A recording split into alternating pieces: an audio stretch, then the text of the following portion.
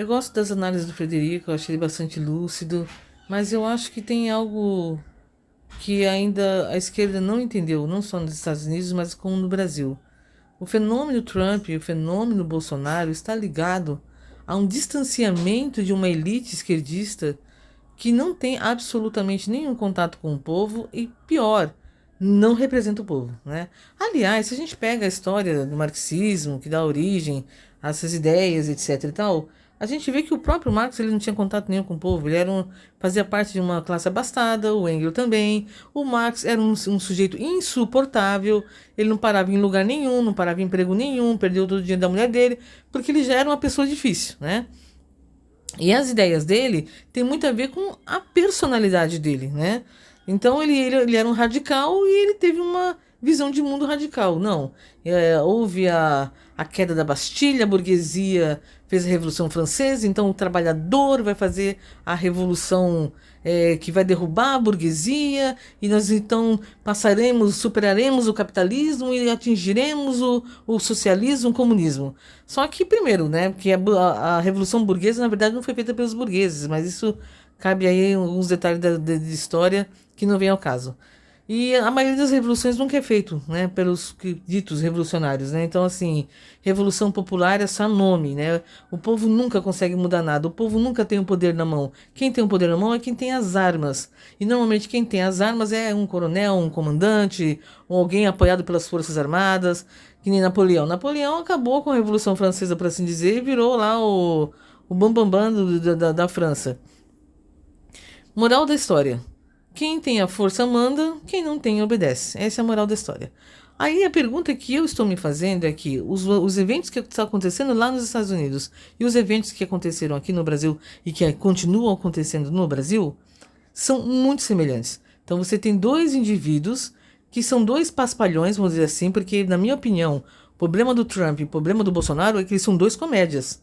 São dois indivíduos que pregam uma coisa que eles não são, como todo político, né, como 99,9% dos políticos, as pessoas acabam acreditando neles, que nem quem apostou suas fichas no Bolsonaro achou que ele ia fazer alguma coisa de diferente, ele não fez nada, ele não mudou nada, ele não desmantelou a máquina, que estava cheia de petista, ele não fez isso, né, ele não fez nada. Na verdade, a única coisa que ele fez foi virar a rainha da Inglaterra, como ele mesmo disse, né, porque durante o governo Bolsonaro, tanto o Senado quanto a Câmara descobriram que tinham poder. E agora que eles descobriram que eles têm poder e que eles podem se mandar no país, aí eles se acostumaram e o Lula agora está comendo um cortado, né? Mesmo com o Supremo totalmente nomeado pela maioria do PT, ele está tendo dificuldades para governar. E o Supremo já deu muita bandeira, né? Por sua vez, acabando com a segurança jurídica no país. Lá nos Estados Unidos fizeram de tudo, e mais um pouco, também para tirar o Trump do poder. E essa suposta defesa da democracia é que está me incomodando, tanto nos Estados Unidos quanto no Brasil. E o que eu acho mais incrível é que a narrativa é exatamente a mesma. Não, temos que proteger a democracia. Como? Incriminando, vexatando, dizendo que o cara é racista, machista, homofóbico, fascista, nazista, acusando os caras de tudo quanto é do pior. Sendo que tudo que eles são dois comédias. Que nem no caso do Bolsonaro. Não adianta ele ter um amigo de infância negro, não. Ele é racista.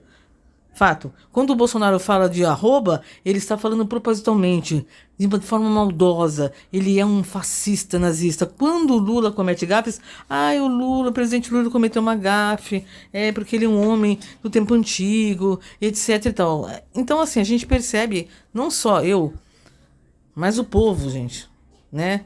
Já percebeu que a mídia tem lado, que a mídia é quatro poder, que a mídia cria narrativas, etc e tal. Isso tanto aqui quanto nos Estados Unidos.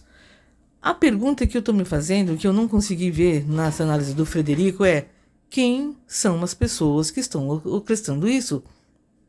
Porque se existe, né, alguém orquestrando isso, esse alguém está tentando também contra os Estados Unidos. Não é só contra o Brasil, não. Não é só o Brasil que está sendo vítima de fatores externos, porque eu não tenho dúvida nenhuma. Aliás, o Henry Bugalho admitiu que recebeu uma grana importante internacional para fazer como é que é? YouTubers pró-democracia. Ou seja, não foi só ele que recebeu, ele admitiu que recebeu. Outros YouTubers receberam dinheiro para lutar pela democracia no Brasil. Mas o que seria lutar pela democracia no Brasil? Eleger o Lula? Sabe, tem algo muito bizarro acontecendo. Então, se o que está acontecendo aqui é semelhante ao que está acontecendo lá nos Estados Unidos, seriam os mesmos, as mesmas pessoas que estão orquestrando? Seria o Partido Democrata lá? Seria a China?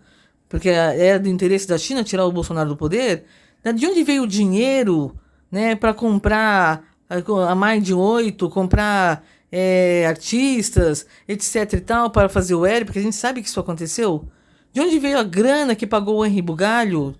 Quem é? Quem são essas pessoas que, em nome da democracia, estão prendendo inocentes brasileiros que nunca cometeram crime na vida e fizeram um ato de vandalismo e foram taxados como terroristas, golpistas, etc e tal, pela Suprema Corte Brasileira, só a Suprema Corte Brasileira, ou seja, não cabe recurso.